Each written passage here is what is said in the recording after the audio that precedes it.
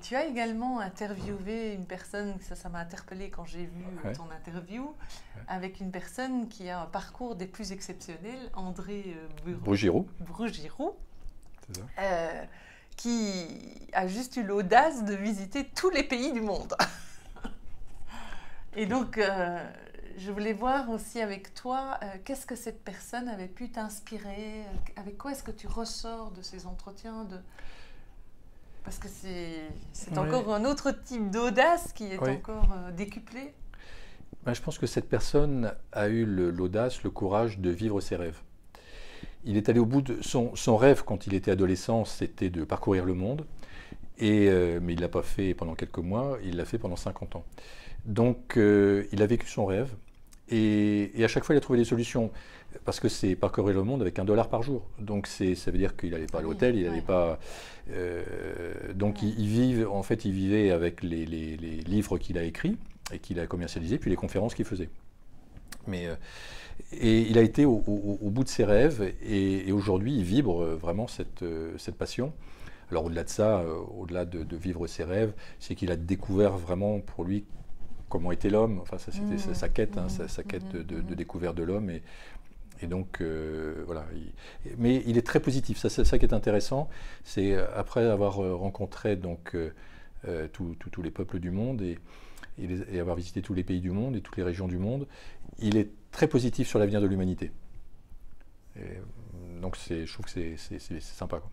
Ah oui, c'est inspirant et c'est encourageant d'entendre effectivement, quand on voit pour l'instant les événements extérieurs, d'avoir justement une aspiration positive et un regard positif par rapport au monde. Et toi, aujourd'hui, à travers les épreuves que tu as vécues, c'est quoi ton message? Mon message, pour faire court, c'est que et si chaque épreuve était un cadeau? Alors c'est facile pour moi parce que c'est le sous-titre du livre que je vais publier prochainement. Le livre va s'appeler en fait « J'ai perdu 40 millions d'euros et j'ai découvert une vie pleine de sens ». Et le sous-titre donc « Et si chaque épreuve était un cadeau ». Pour moi c'était le dépôt de bilan. Pour une autre personne ce sera une séparation, ça sera une maladie grave. On assistait à une conférence avec Vanessa ce matin sur une personne qui a un cancer. Ça pour elle c'est son cadeau. Ça peut paraître étonnant, mais pourtant elle a connu 4 récidives, mais c'est toujours un cadeau pour elle.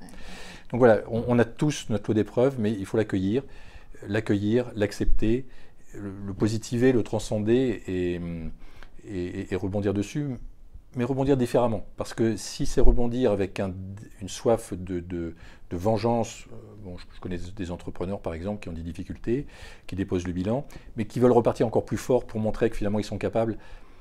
Là, ils ne sont pas sur le bon chemin. Il ne faut pas y aller dans la force, mais c'est vraiment accepter au fond de soi, en fait, et rebondir dessus et changer sa vie, si possible. Changer sa vie. Je pense que tu dis vraiment quelque chose qui est important, c'est de rebondir, mais rebondir différemment. C'est de rebondir avec aussi probablement de la conscience, mais si on est dans la réaction, on risque de reproduire. Et la vie va nous resservir ce qu'on ne veut plus, justement. Tout à fait. Comme dirait François, parce qu'on est réunis dans un événement commun, François Lemay, qui a fondé Leader de conscience, et puis tout le mouvement de conscience sociale, qui est pour le moment ici en France, c'est vraiment apprendre à déballer en conscience.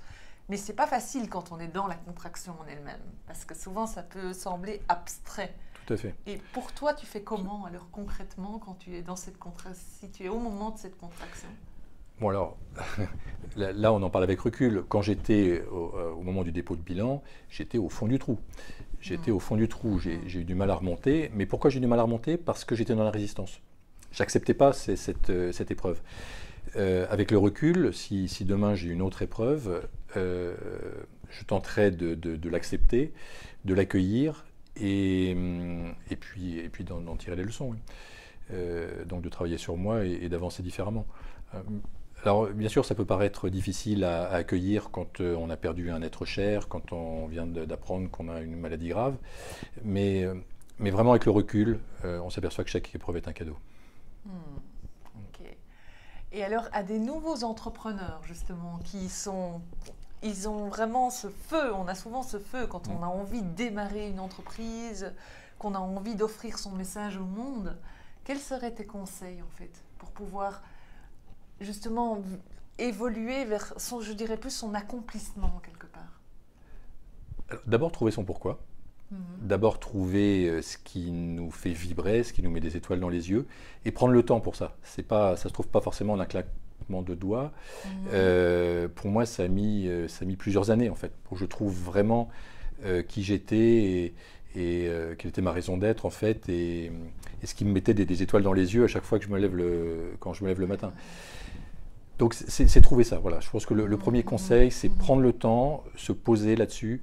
Donc il y a des livres qui peuvent aider à ça, il y a des interviews, il y a des personnes qui peuvent aider à trouver son projet de vie, certains appellent ça sa mission de vie.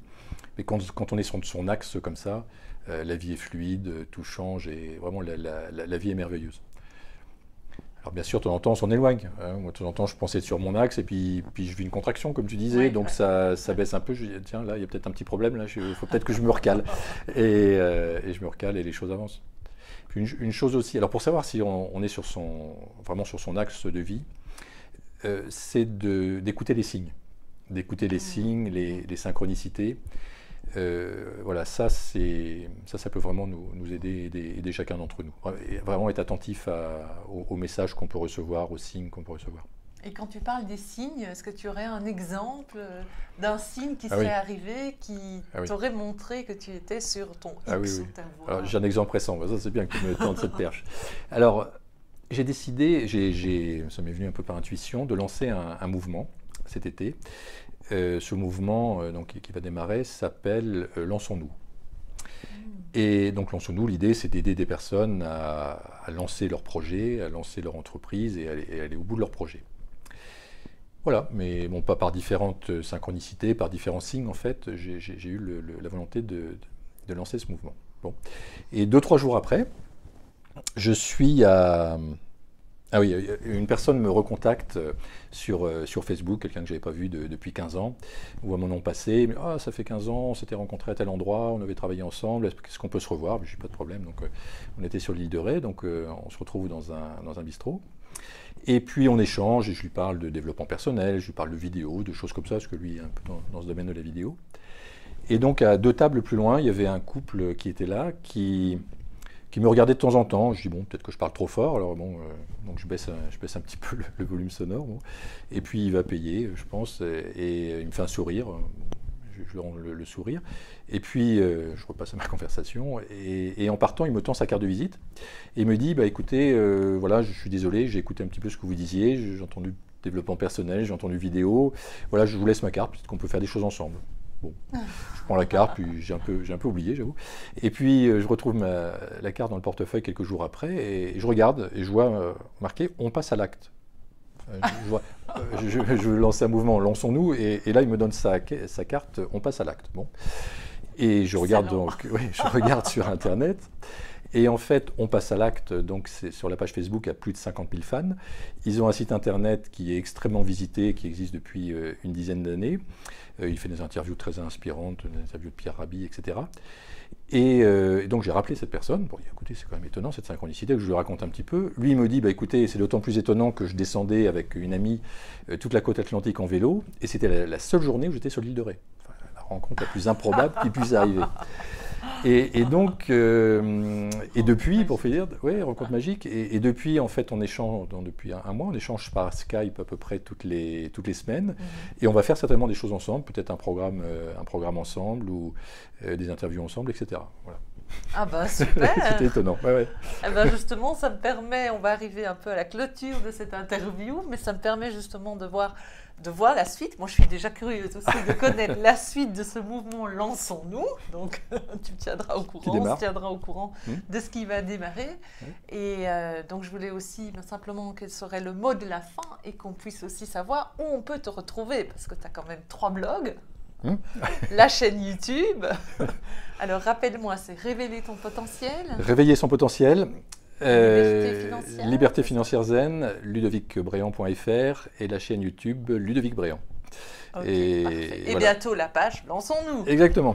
La page et le site internet, en effet, Lançons-nous, lançons-nous.fr et la page Facebook Lançons-nous. Tout à fait. Le mot de la fin, ce serait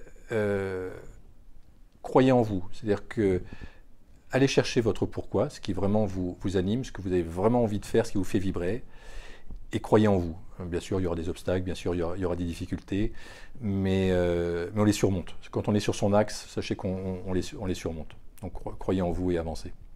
Je pense que c'est une très belle conclusion. Je te remercie infiniment pour ce moment de partage.